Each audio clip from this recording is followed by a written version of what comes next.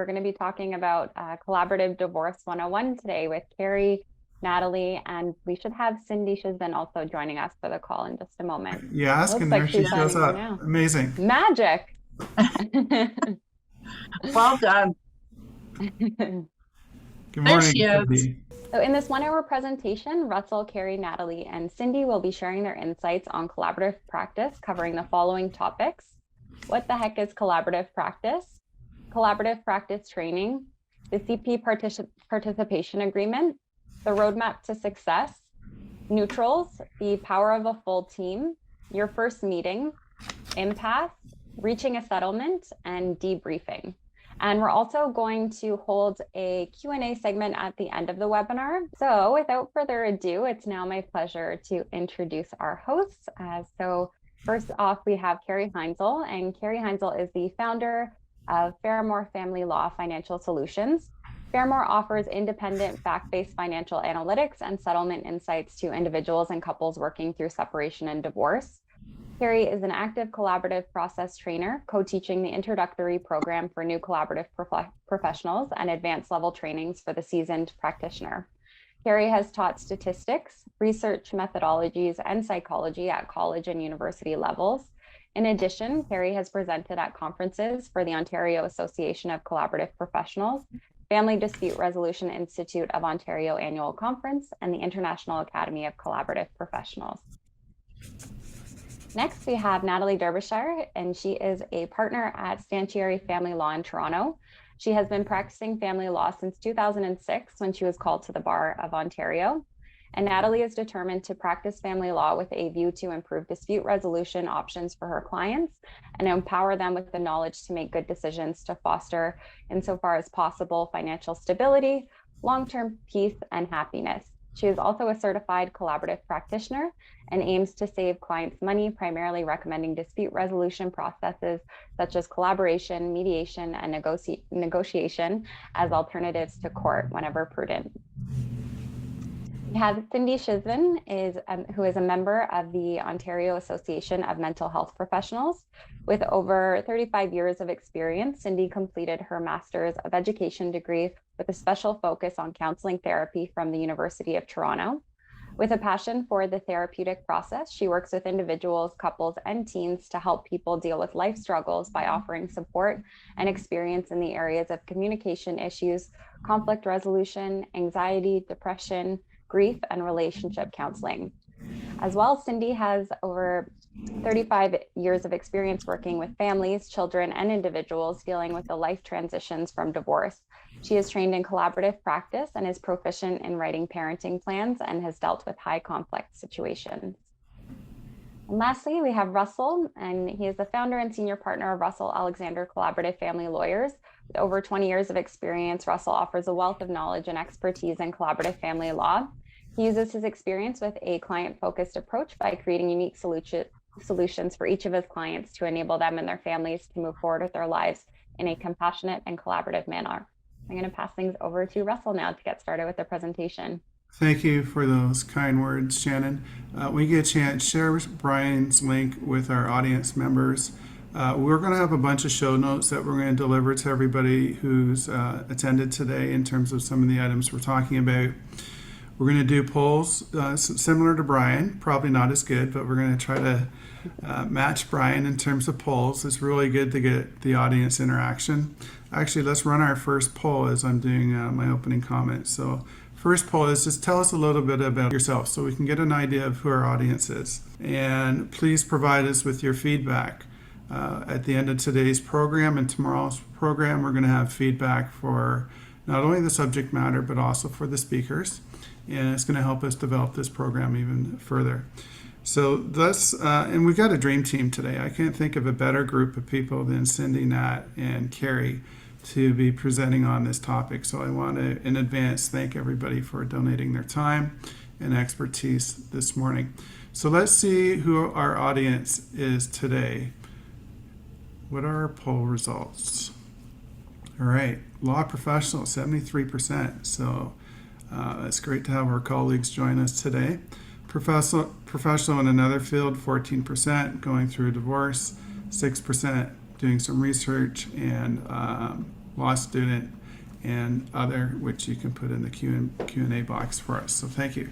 One more quick poll, and then we're going to make a start. So poll number 2, only because I want to try to keep up with Brian and the polls. How much do you know about collaborative practice? So nothing at all. I heard a little bit, but want to learn more. I'm currently in a collaborative process. I've done several collaborative files, or other. So this will be an interesting poll question, Carrie, to see where our audience is at in terms of their experience. What do you think? I'm really just hoping that we don't scare off our law student that we have. That's what I'm hoping at this point.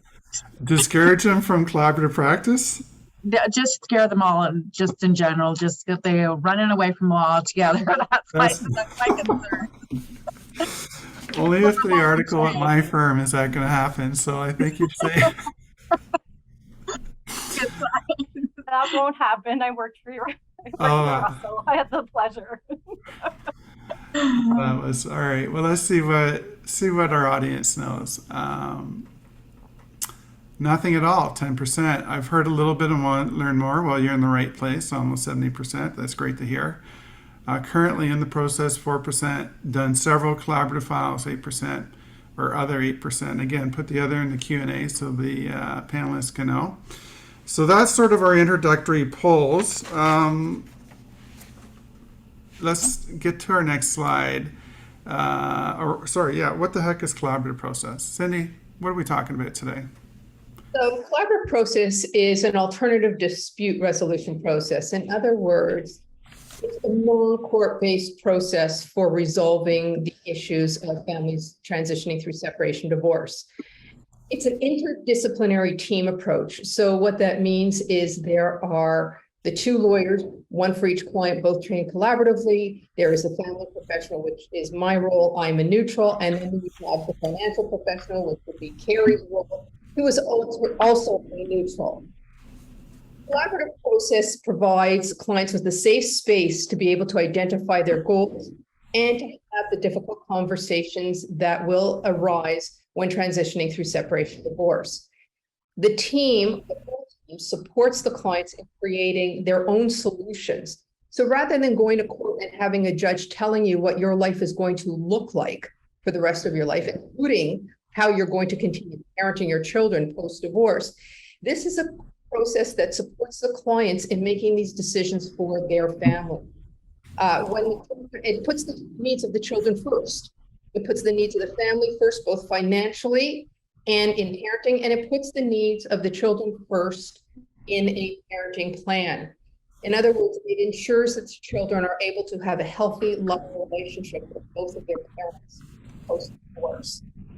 It is a process that will address the emotional, financial, and the legal issues of separating families. And where it's very different from court is that it helps the clients focus on their interests and goals rather than on taking positions and winning.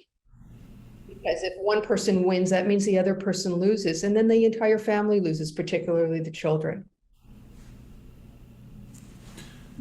That's awesome. Thank you for that introduction. And we're going to get into the more in the meat substance of it. Just want to give a shout out to Stu Webb. If you've ever met this person, he's larger than life. I know Carrie's met Stu. In 1990, he started collaborative practice in Minnesota. So he's sort of the founder. I'm sure you've got some great stories about Stu, Carrie. You know what? He has got to be the most elegant man. He's incredibly open. You can ask him anything. He's just very generous with his knowledge. And he's funny. Like, he's got a great sense of humor. As you can see by his picture here, he's not taking himself too terribly. Yeah. So I just want to give shout out to Stu. Let's go into our next poll. I think we have a poll. Yeah. All right. So poll number 4, poll number 3 is what we're going to do. Has the pandemic impacted your client's experience in decision making regarding separation and divorce? No impact, decided to avoid court, delayed the decision, separate, allowed to do more research before any decisions, increased stress or conflict, changed my mind and we reconciled. It's been the pandemic's been a bit boom for collaborative because it's really the only game in town. Wouldn't you say, Nat? During the pandemic? I don't know if you heard me, Nat, or not. I can. I'm so sorry. I have background noise because of a renovation next door. So I hope it's not too distracting when I'm speaking. Let me know if you can't hear me. Is it okay? You sound great. Okay, perfect. I mean, I really find that the pandemic has honestly been the silver lining for collaborative because it's enabled us to basically service our clients on a whole new level that we never would have potentially have discovered had it not occurred. So it's helped in terms of safety measures for clients, ensuring that they can be present in a safe space when having these meetings and private discussions. And it's also helped in terms of cost effectiveness, making sure that people who might not otherwise have transportation options or mobility issues, they have a means of being served by the legal community, which is fantastic. And access to justice, right? Like Bev LeMay was ahead of the curve. She was doing Zoom hearings for clients in the north prior to the pandemic, but now people throughout the province can access collaborative professionals, or even across the country. But let's see what our audience thinks of this poll question. So the results are, gonna need a drum roll here. Oh. Do you have the results on your screen? I don't see them. I don't have them yet. All right, here they come. All right, so no impact 17%, avoid court 19%, delayed the decision 12%, more research 12%, increased stress or conflict. Yeah, certainly, unfortunately, a lot of families have been struggling during the pandemic, even coming out of the pandemic. So thank you for participating. So the collaborative practice participation agreement, this helps us get the process started. Nat, I think you're going to help us with this one.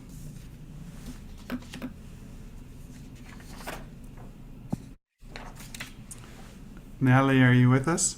I am sorry, my apologies. The renovations are so distracting in the background.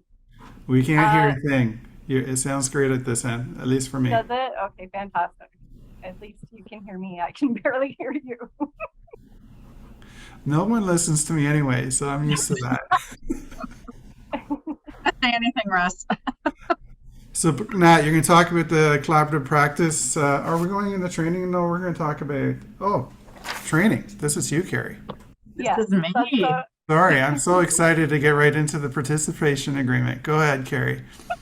So collaborative practice training, this is for our legal professionals, so lawyers, family professionals, and financial professionals. And what we're going to do is we're going to teach you everything you need to know to have a collaborative practice, how to work collaboratively, and how to make sure that your clients are really getting a great experience. And part of that training is actually teaching you how to talk to your clients about collaborative. I think it's so easy for so many people to get into a certain pattern where collaborative is maybe not part of it, but we're actually going to teach you how to, I hate to use the word sell, but talk to them about the benefits of having a family professional. Sometimes we have our clients coming in through every discipline. So they may come in through their legal counsel, and have the legal counsel get their clients to bring on a family professional and a financial professional, and showing them the cost savings and that this isn't a bigger cost for them. We're going to show them, getting that family professional, how you're going to be able to now. I always say when you had your kids, you didn't get an owner's manual. At least I didn't. They were out of them the day I had my children. And so by getting a parent plan done by a professional, you kind of get a bit of an owner's manual on how to do this and how you're going to co-parent and how you're going to work together in the future.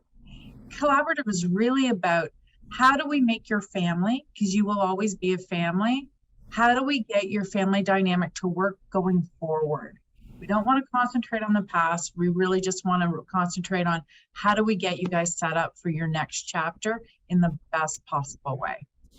And that's You hear about these, we all run into these lawyers who say, oh, I'm going to do the small C collaborative. They don't have any training and they think, okay, I've been doing this for 20 years. They don't understand you're actually required to get trained and certified before you can practice collaboratively, right?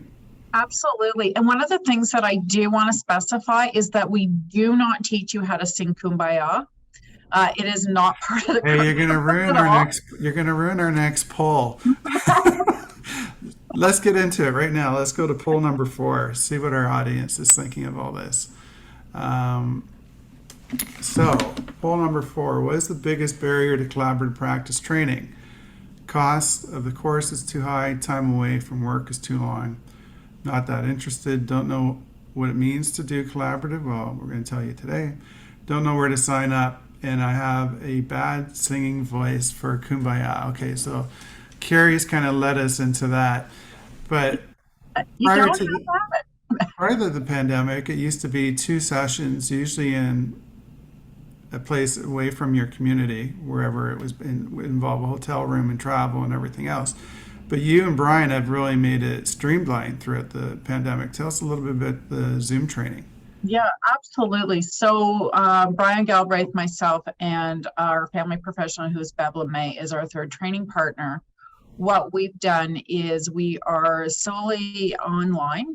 And we do it over a course of 4 weeks, and it is 2 half days in those each week. So we do a Tuesday and Thursday afternoon.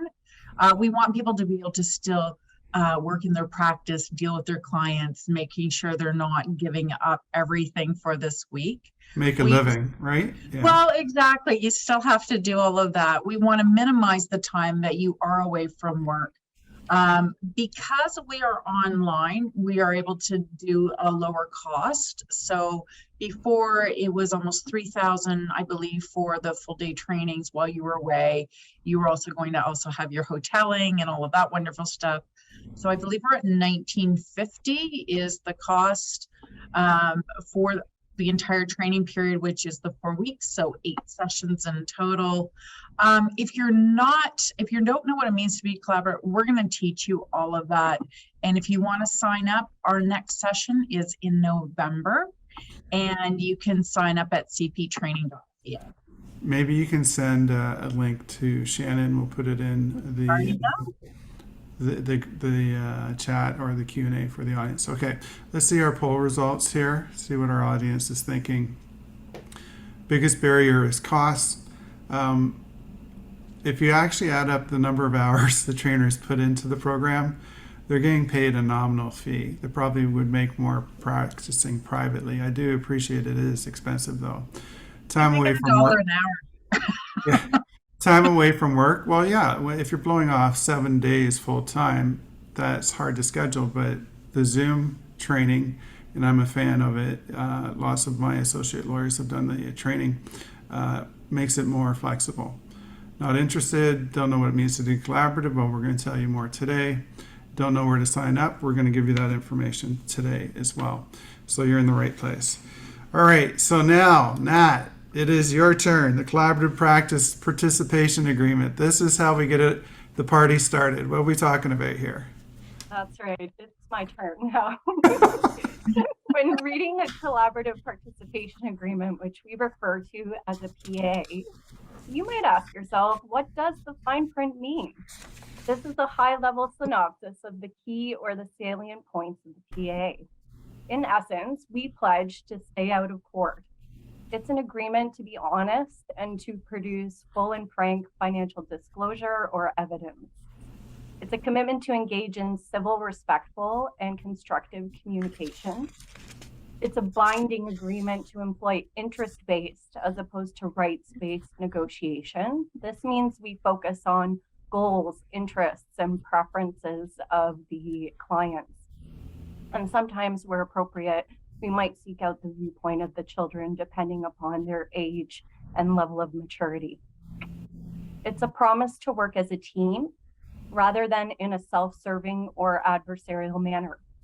We take the high road by correcting one another's mistakes, whether of a mathematical or a factual nature. And the PA allows for the filing of a court application in order to halt limitation periods and to preserve the claims of the parties. It requires us to engage in good faith bargaining, free of threats, undue pressure, or coercion. It's a testament to a unified vision of the clients to prioritize the best interests of the children and to shelter them from conflict and adult or legal issues. PA formalizes our intent to brainstorm with one another and consider every possible solution with a view to coming to a mutually acceptable settlement. It prevents collaborative lawyers from continuing to represent their clients if the collaborative process breaks down for any reason. So we cannot represent collaborative clients in court, nor any other alternative dispute resolution process. It may and usually does expressly include neutral family and financial professionals like Cindy and Carrie as members of the collaborative team. It allows for experts to be jointly retained by the clients, for example, for certified business valuations or income analysis reports to calculate support. It requires that information is shared in a confidential manner and on a without prejudice basis, with some exceptions. If there are documents that are prepared, such as the sworn financial statement, sworn net family property statement, or if there's information where there are safety concerns about the children, then we may have a duty to report same to the Children's Aid Society. It prohibits the recording of virtual meetings with a view to maintaining confidentiality and to keep settlement discussions without prejudice, also with a view to maintaining privacy, safety, and security. It encompasses the right of clients to withdraw from the collaborative process with proper notice, or to retain new collaborative counsel if they so choose. It sets out scenarios in which a lawyer must withdraw from the collaborative process. For example, if his or her client has withheld or misrepresented information and continues to do so, if the client refuses to honor the agreement or other agreements signed within the collaborative process, if the client delays without justifiable reason, or otherwise acts contrary to the principles of collaborative protocols. It also mandates that the status quo pre-separation should continue. Clients must maintain their assets and property, all holdings, existing insurance coverage, beneficiary designations, such as those that they might have for life insurance or investments like RRSPs. It also requires them to refrain from incurring any debts that the other spouse may be held liable for. And it prevents them from severing the joint tenancy of their home, which means if you have a joint tenancy, normally the surviving spouse would be the one to receive the 100% interest in the property.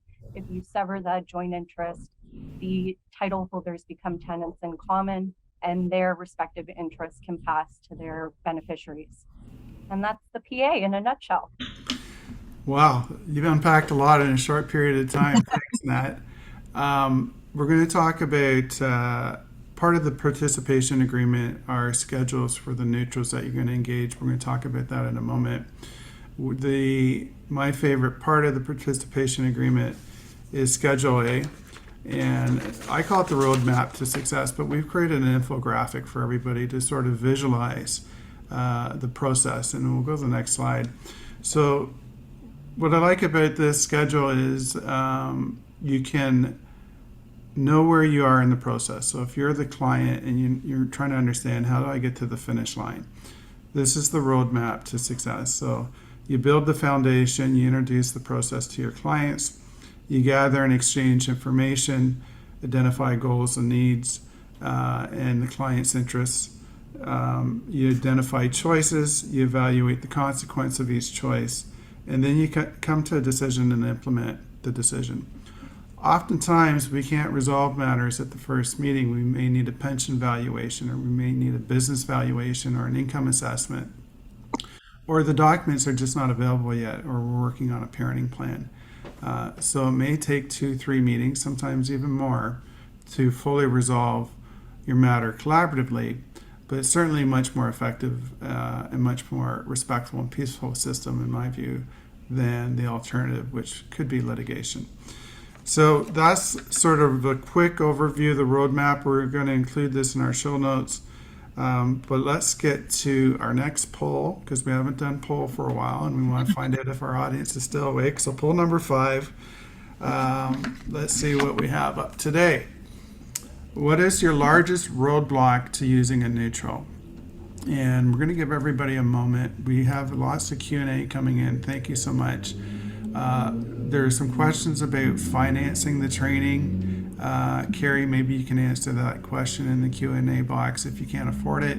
There's an interesting question about what's the role of legal aid with respect to collaborative practice.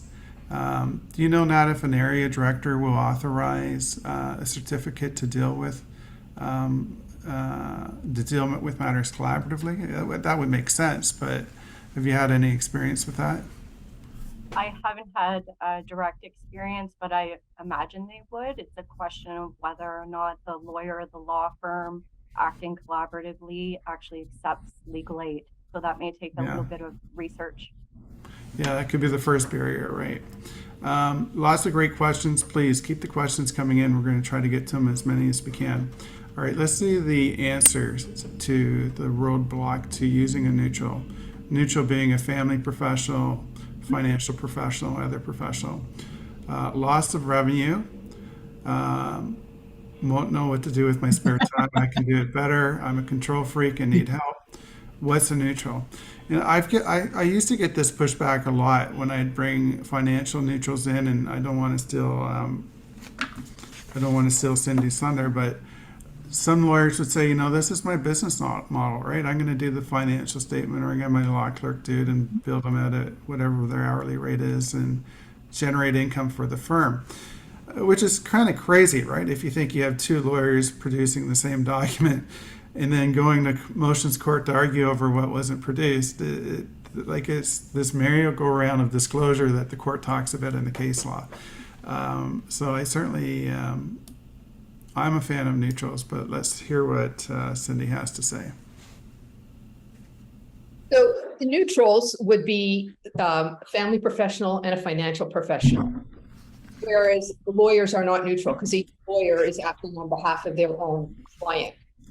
And what the neutrals are, they provide professional insights. So professional insights provided by mental health and financial neutrals in an interdisciplinary model. So when we look at the collaborative team, the interdisciplinary model, you have legal professional, financial professional, and a mental health professional.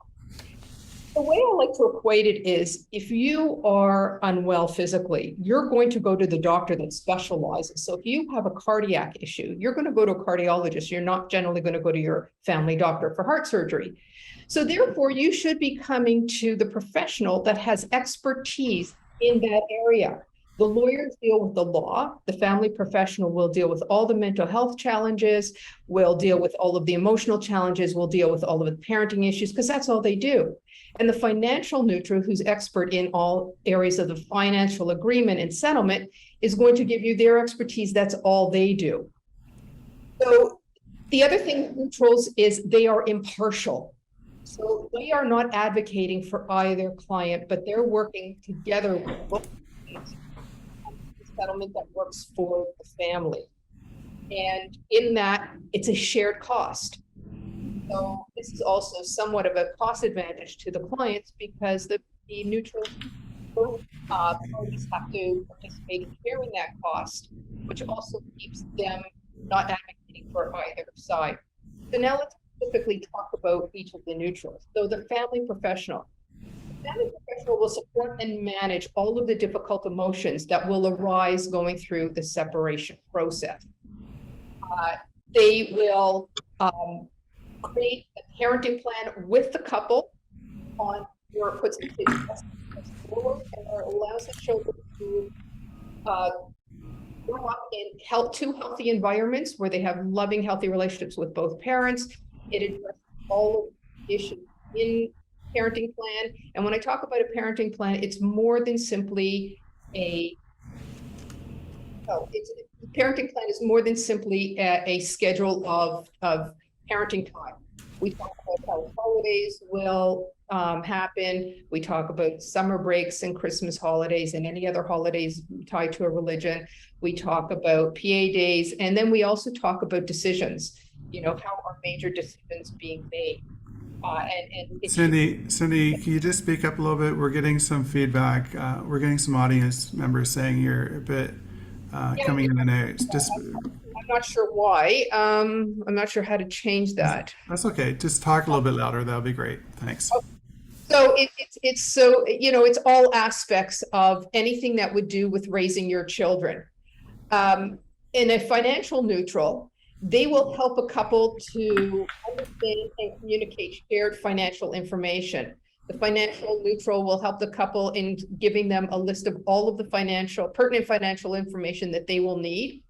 They work to educate and enhance their clients to make good financial decisions for the family. If a client needs catching up in certain skills in the area of finances, i.e. budgeting, they will work with that client to help them do that. So both will work with the clients to catch them up to where they need to be able to make good decisions, to be able to move forward in their life. The financial neutral also generates creative options so that the family can optimize their financial security moving forward. Neutrals have the advantage as well of being able to speak with both clients.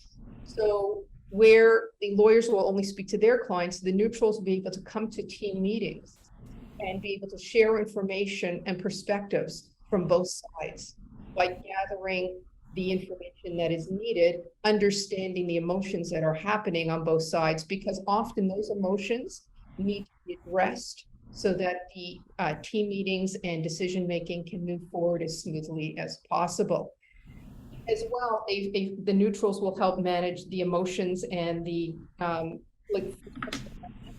emotions of the full team. So if there are some dynamics that are sometimes challenging, that often happens by the family professional in these team meetings as well. All right, thank you so much. Just to let everybody know, you can also have other people get CP trained.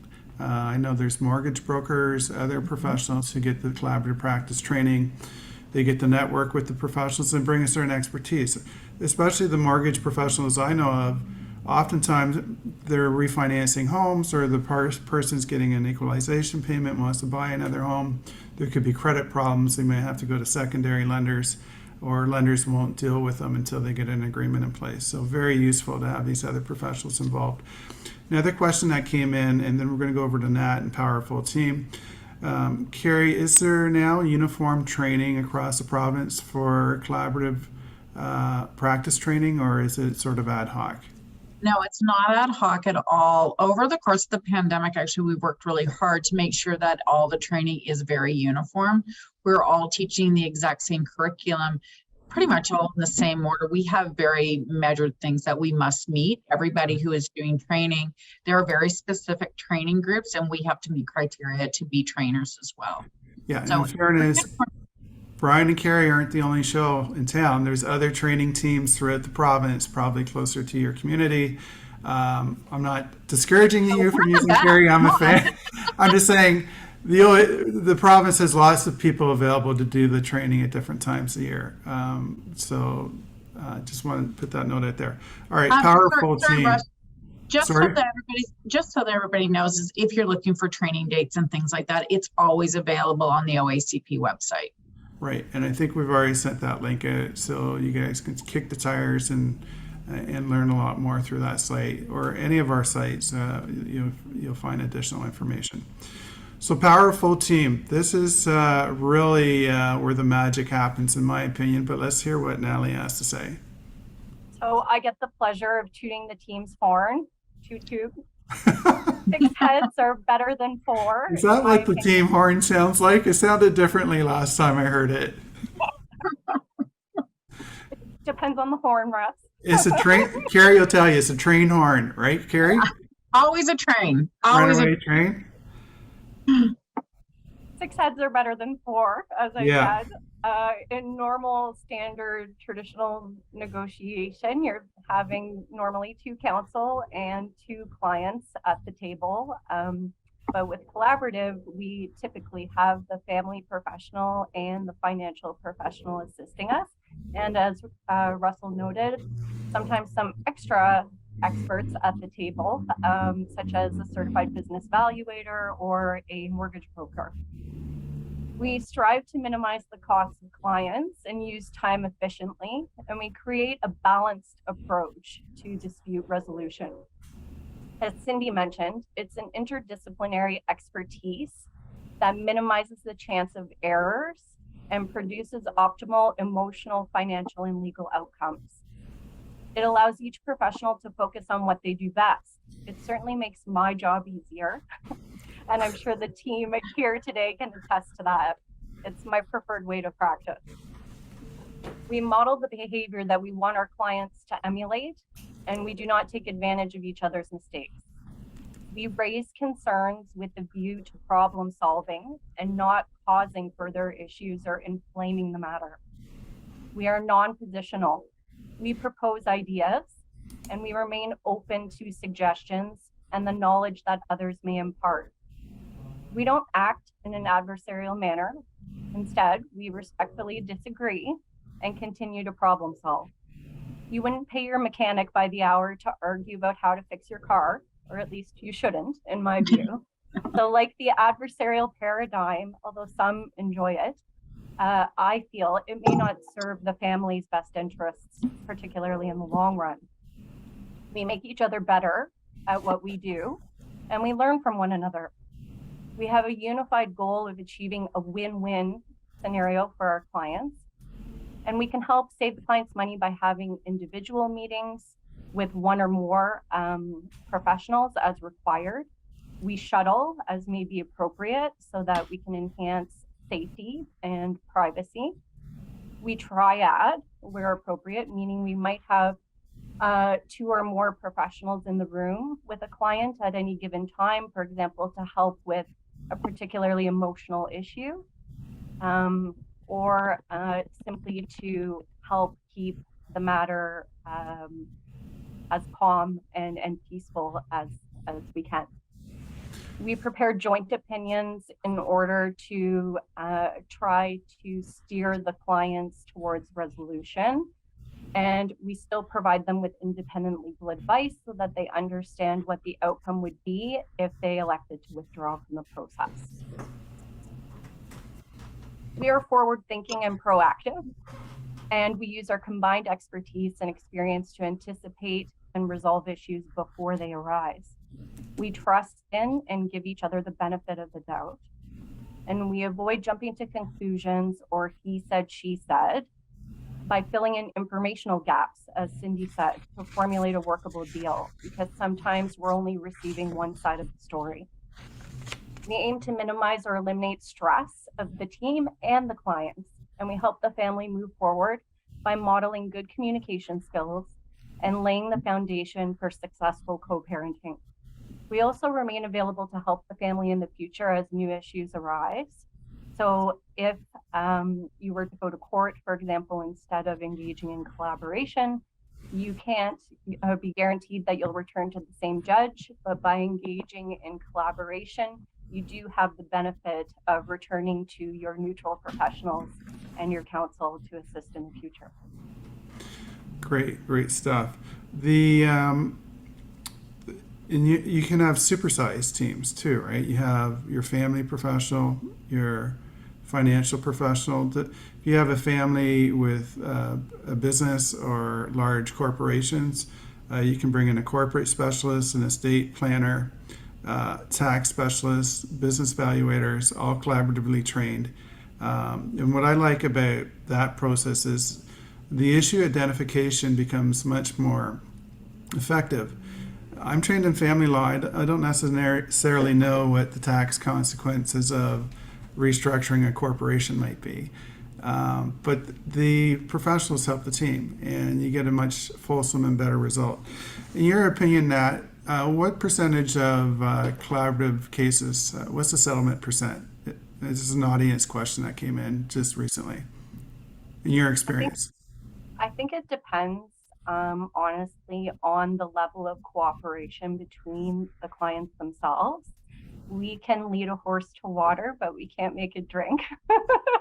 So as long as everybody remains committed to coming to a collaborative agreement, I would say typically you're probably 80% or higher in terms of reaching a collaborative deal. Yeah. Very few withdraw. And we're going to talk about, we're going to talk about Impasse in a moment, but I think Carrie and I and Cindy have had similar success rates. It's the best game in town, in my view, in terms of getting your matters resolved. But let's just step back and take a look at the first meeting, just so everybody can understand. We've talked about the team, the agreement. Now you're going to have a first meeting. What happens, Cindy? What are we talking about here? So first meetings, I'm going to divide into kind of two topics. There's the first full team meeting, and then there's the first meeting with the professionals. So I'll start with the first meeting with the professionals. So depending on how the clients come to collaborative, their first meeting may be with their lawyers, and even prior to the first full team meeting, clients are going to meet with their lawyers, and the lawyers are going to gather the necessary information that they need to understand how to move forward for this family. First meeting with the financial professional is going to do the same, and in that meeting, the financial professional is going to give them a list of the information that they're going to need to be able to start putting together options and understanding of a financial settlement. First meeting with the family professional will be collecting all of the information about the history of the relationship, the concerns. In that first meeting, there will be screening for power imbalances and possible domestic violence issues. The first meetings as well, these separate meetings, when you look at the difference between collaborative and court, a judge won't hear a backstory. They don't care about that backstory, and it doesn't influence anything. In your collaborative team, we do care about the backstory. We do care about the history of what has happened prior to the family reaching out to go through separation. Those communication issues will be addressed and will be dealt with in the collaborative process. It's an understanding for the team to be able to help the family with difficult dynamics. Areas of conflict will be understood so that the family can be helped to move forward. Now, once those first meetings are done, different professional teams may have different agendas for how they do things. It's not a right or wrong, it's a practice. So there could be, once the clients have reached out to all the professionals, there could be a professionals call first before the full team meeting. That's my preference, where the 4 professionals will meet to talk about the client's concerns and issues, create an agenda that will meet your specific needs in your situation. And that will generally happen a week or a few days prior to a full team meeting. The first full team meeting is with all 6 participants, the professionals and the clients. There will be an agenda at that meeting. So introductions will be made if, to meet, like for the clients who have not met the other person's counsel, that introduction is made. In that meeting, they'll talk about, each client will share why they chose the collaborative process, what they're hoping it will accomplish. They'll talk about their own goals and interests. The goals are what helps move forward the process. From there, we will then address certain parenting concerns, parenting issues. There'll be shared financial information, and then at the end of that first meeting, there'll be tasks, homework for the whole team, including the clients, of what we need for next steps before the next full team meeting. Once that happens, then the clients can often work offline. When I mean offline, they'll work with each of the professionals separately to gather the information that's needed. So as a family professional, I will work offline with the clients to start generating a parenting plan. and because that's our area of expertise, that's what I will work with them on to make decisions. And that information then comes to the next team meeting. What I want to talk about as well is not all families have children, but all families in the collaborative process should be using a family professional. So in those offline meetings, the family professional will talk about some of the emotional impasses that they may have in making decisions going through separation and divorce. They will get that support as well as getting that support from the financial professional. And then agendas are created. So the other thing we do at a first meeting is, what are your current concerns? Are there any pressing concerns or issues that need to be dealt with right now? Those could be anywhere from parenting concerns to financial concerns to paying of bills to maintaining status on finances and parenting it. And all of those things will be supported by the family in that first team meeting. All right, and the family professional also will referee between the two lawyers, right? When they're not playing nicey nice. I've been in meetings, and I'll admit it. The family professional called a timeout, right? We're going to take our morning break because one or more of the lawyers were being positional and not queuing in to the basic agreement of the principles of collaborative practice. All right, I have done that, and I want to just go back to one of the advantages of Zoom is that I can put you in a timeout room. So I don't get to break up. I can mute you if I need to. I know we're talking about collaborative practice. I had a judge. I heard of a judge who the lawyer went over his time and went, "Shut up," and he put him in the waiting room. It's like a little timeout box, right? All right, listen, we're talking about collaborative. We haven't done poll for a couple minutes, and I'm getting twitchy, so let's go poll 6. And I want to thank everybody for participating. We love the polls. We want to hear what the audience thinks. Last poll of the day, what is the best way to deal with impasse? And this is really the rub of CP, right? A lot of objections. We hear of professionals getting involved in the process. Well, my client wants me to be their lawyer, and I want the option to go to court. What if they're not going to agree to anything, right? And Carrie and I and Jared Johnson have done separate presentations just dealing with this specific issue. But it's an important one. I think it's the question of the day. Cancel everything and go to court, right? We all know lawyers who are arsonists. They're just going to burn everything to the ground. Dig deeper into goals and interests. Break it down and see where their main sticking point is. What is impasse? Well, we're going to talk about impasse. Nat's going to talk about it in a moment. Run, hide, and pretend it didn't happen. Carrie, is that your answer? That sounds like you typed that one out. I think I snuck that one in there because you know what happens. I did want to say that, Rush. Are you hiding behind the kumbaya tree that we're supposed to be hugging, or what? I'm holding up my song card. I'm absolutely doing 100% of the time.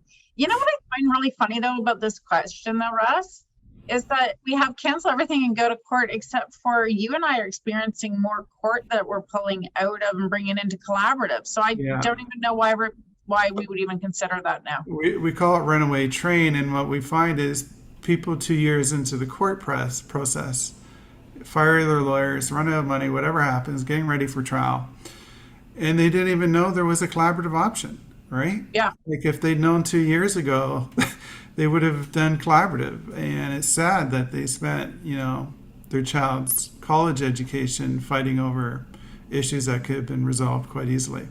All right, so what's our audience think? Dig deeper, break it down, see where the main sticking point is.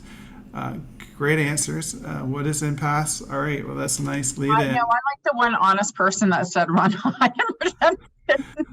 Well, panelists can't vote, so we should find out who that is and give them a prize of some sort. Bill from your office. Probably, yes.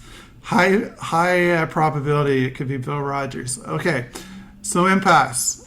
What are we talking about? Nat, help us out here. Is that even a thing, Russ? I mean, oh, I'm sorry. Sorry, impasse in a minute or less, because I want to save some time for Q&A. Sure. So as collaborative professionals, giving up is not in our vocabulary. Let me start with that. You can tell just by our banter with one another, we have a good friendship with one another. You're relying upon a team of people typically who have a long-standing friendship and relationship, professional relationship with one another. And that is what will carry you through to settlement, because we certainly know how to work with one another. And so it's a matter of making sure that the clients remain cooperative and committed to a collaborative resolution. What we might do if there's impasse is prepare a reporting letter or joint opinion. We dig deeper, as you said, into possible options. And we might discover that one person, for example, wants the convertible to give it to their teenager, whereas the other might be going through a midlife crisis. So the solution might be, Dad, you need to go to therapy. Reframe options. We might try to figure out a way to come up with a hybrid option, such as making the payment over time in installments or paying some interest, or come up with a different method of payment, such as an RSP spousal rollover, which is tax-free. We might play open-handed poker, where we attempt to craft a result that meets as many of each client's top priorities as possible. And we might look at pros and cons of each of the goals and interests of the parties. We might also seek the input of a neutral mediator, or we could seek the opinion of a senior collaborative family law practitioner outside of the matter, or an arbitrator to provide an opinion as to the outcome if it were to proceed to arbitration. We might hire an outside expert to assist if it's an isolated issue, or we might consider introducing the views of the Greek chorus where appropriate, or the views of the children. Whenever possible, collaborative counsel may also prepare and empower clients about the court process by showing them a review of case law, legislation, and giving them an overview of the costs of court and why it might be beneficial to the family to remain out of court. Fantastic. Real quick, I find with impasse, oftentimes it's because somebody's voice is not being fully heard. And it's not usually the issue they're objecting to. It's some other issue that got overlooked or they feel they haven't had a voice on. And digging deeper really does help resolve that. Really, we could spend an hour just on this topic. This would be a great topic for a future live event because it's so deep and it's so important to collaborative process. All right, Carrie, I hate to do this. 1 or 2 minutes, reaching settlement, debriefing, then we're going to go to audience Q&A and bring this train into the station. So you're up. Okay, I gotta talk fast. Reaching a settlement, honestly, I believe firmly that people that have good information will always make good decisions. It's pretty rare that they'll make a bad one. Your legal counsel is there to ensure that you're making decisions that are appropriate for yourself. But at the end of the day, our goal is what is the best agreement for your family as a whole. Collaborative, the part I love about it is we're not about decimating one for the pleasure of another. We are about making this family work and move forward in their lives in the best possible way. So that's about reaching settlement. That's how we want to get there. Great information, great result is what that happens. Debriefing. Oh, sorry, Rush, you have a question, comment? No, debriefing. Let's hear it. I love debriefing, but tell us what that means. Honestly, debriefing is wonderful. This is where your professional You get in the room and you say, what the hell just happened there? Sorry, go ahead. Language can crop up as well. I know we've had meetings where we've all just sat there and stared at each other because we needed a moment. Right. But honestly, I love debriefs because it's that moment where we can say, hey, this went really, really well, and we should really recognize this for things that we want to do in the future. Oh my God, that was a train wreck. What the heck just happened there? Why did that happen? How do we avoid that in the future? How do we correct it? How do we work as a team to make sure that we're doing things appropriately? It's a great time for us to be recognizing, where our team members need help, where we've done a great job. Yeah. It's our time to celebrate our file too. And I think as family law professionals, we have to remember we need to celebrate what we do because we are in an environment that can really kind of give us a lot of compassion fatigue. And we want to be on our best for all of our clients. Celebrate your victories, talk about what went right, what went wrong, what we could do better, what are our teaching moments, right? 100%. Host is going to join us. Shannon's got some Q&A, and we're going to try to wrap this up on time. And here she is. Amazing. Magic again. Your magic, Russ. I just want to thank everyone for sending in questions. We really appreciate it. We hope, just want to be mindful of everyone's time. We hope a lot of the questions were answered throughout the presentation for you, but we're going to save a couple minutes here for some Q&A that came in. So first off, how do you deal with opposing counsel who does not want to proceed with a full team? Nat, what do you think? Usually I will pick up the phone and call Cindy and say, will you give them 15 minutes of your time for free, and try to persuade them, and usually it works. That's the opposing counsel. Yeah, well, if they don't have collaborative training, you can still use collaborative principles to resolve matters outside of court. I would ask them, I say, and if they have the training, what's going on? Why would you not want to do it collaboratively? But great question. Maybe one more quick one, Shannon? So a question that came in was, in your experience, how common are non-confrontational collaborative divorces? As somebody who practices very little family law, they feel as though most divorces that they're aware of are very confrontational. Well, at the beginning, we used to screen clients, right? And if there was too much conflict, we didn't think they were right for collaborative. This is 14, 15 years ago. Now we're finding collaborative is sometimes best suited for high conflict files because you've got the team, you've got the safeguards, you've got these professionals that can deal with mental health issues, emotional issues, parenting issues, all these services that would take several months for court to fully employ. But would you agree with that, Carrie?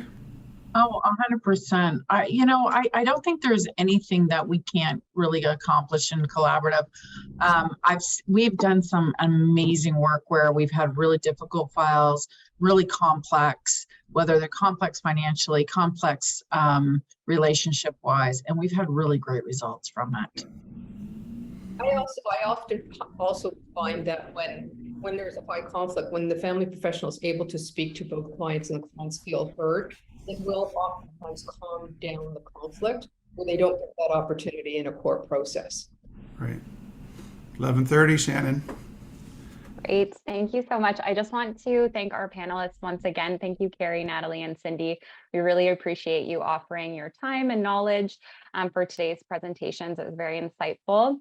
Want to thank all of our audience. We really appreciate you being here. We hope you can join us for the rest of the day. Thank you for participating. And we're just going to take a brief break until 11:45 before our next presentation, which will be Voice of the Child. And we'll have Russell back with Golan Yaron and Jonathan Painter to present on the Voice of the Child. But audience members can stay online, right? We're just going to fire it up at 11:45. Yep, exactly. So you're welcome to stay on the link, but you're also able, if you wanted to log off, you can get back on via that link as well. So completely up to you. Thank you for your time so much, Cindy, Nat, Carrie, fantastic as always. Shannon, great job hosting. My pleasure, Russ. Always love doing these with you. Always fun. Thank you so much for having me again. Thank you for having us. Okay. See everybody at 11:45. Thanks, everyone. See you soon.